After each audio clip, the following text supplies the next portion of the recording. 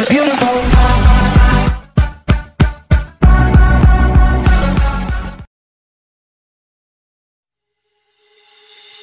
Assalamualaikum warahmatullahi wabarakatuh. Nama saya Ulfa Sari Fadilah dengan NIM J1A118082.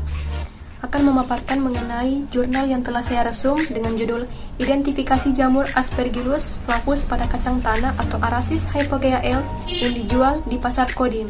Jurnal ini oleh Nur Amalia. Langsung saja ke bagian pendahuluan.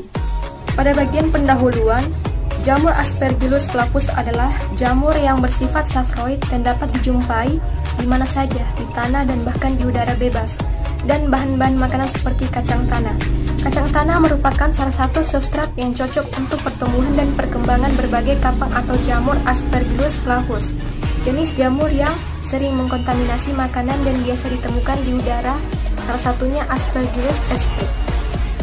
Meskipun tergolong bahan makanan yang sehat, kacang tanah Arasis atau hypogea L memiliki kelemahan sehingga manfaatnya menjadi kurang jika tidak ditangani dengan baik. Salah satu kelemahan kacang tanah Arasis hypogea L yaitu mudah terinfeksi cendawan toksikenik dan kemudian berkembang memproduksi mikotoksin.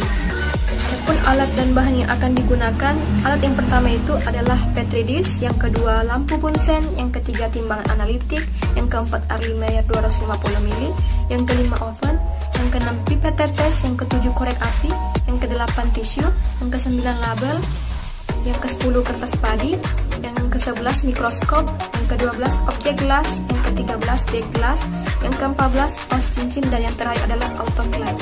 Dan juga bahan yang akan dipakai, yang pertama itu alkohol 70%, yang kedua KOH 10%, yang ketiga H2SO4 10%, dan yang terakhir adalah PDA atau potato dextrose agar. Nah, alat dan bahan telah dipersiapkan, berikut adalah cara kerjanya. Yang pertama itu biji kacang tanah direndam selama 10 menit. Yang kedua itu masukkan 5 biji kacang tanah tersebut ke dalam masing-masing cawan Petri.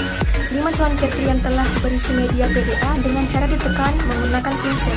Yang ketiga, biarkan pada suhu kamar selama 5-7 hari dan diamati bila ada pertumbuhan koloni jamur. Yang terakhir itu, kemudian biarkan tersebut diperiksa untuk membuktikan apakah koloni tersebut mengandung Aspergillus. Pemeriksaan dilakukan dengan cara mikroskopis, yaitu dengan pemeriksaan KOH 10%. Lalu lihat di bawah mikroskop dengan lensa objektif perbesaran kali 10 dan lensa objektif perbesaran kali 40. Adapun hasil yang telah diperoleh setelah dilakukan penelitian di laboratorium Akademi Analisis Kesehatan Fajar Pekanbaru dengan judul tentang identifikasi jamur Aspergillus flavus pada kacang tanah atau Arasis hypogea L yang dijual di pasar Kodim, maka diperoleh hasil dari data di atas sampel biji kacang tanah A, B, C, D, dan E yang diteliti sehingga ditemukan jamur Aspergillus flavus. Lanjut ke pembahasan.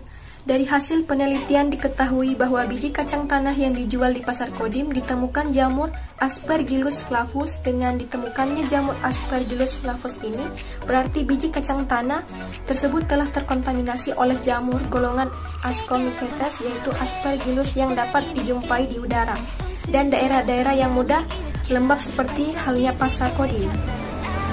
Jamur Aspergillus flavus menghasilkan koloni yang berwarna kuning, hijau, ataupun kuning abu-abu hingga kehitaman. Conidiaformnya tidak berwarna, bagian atas agak bulat, serta conidia kasar dengan bermacam-macam warna. Makanan yang kita makan mudah sekali dihinggapi Aspergillus flavus ini. Menurut tahun 2010, jamur golongan Ascomycetes seperti Aspergillus ini menyebabkan infeksi pada kulit dan alat dalam, terutama paru-paru yang sering ditemukan di alam bebas sebagai saprofit, dapat menimbulkan kelainan bila terdapat faktor predisposisi. Jadi kesimpulannya yaitu, setelah dilakukan penelitian tentang identifikasi jamur Aspergillus flavus pada kacang tanah atau Arasis hypogea L yang dijual di pasar Kodim, maka dapat disimpulkan bahwa dari kelima sampel kacang tanah yang dijual di pasar Kodim ditemukan jamur Aspergillus flavus. Sekian dari saya.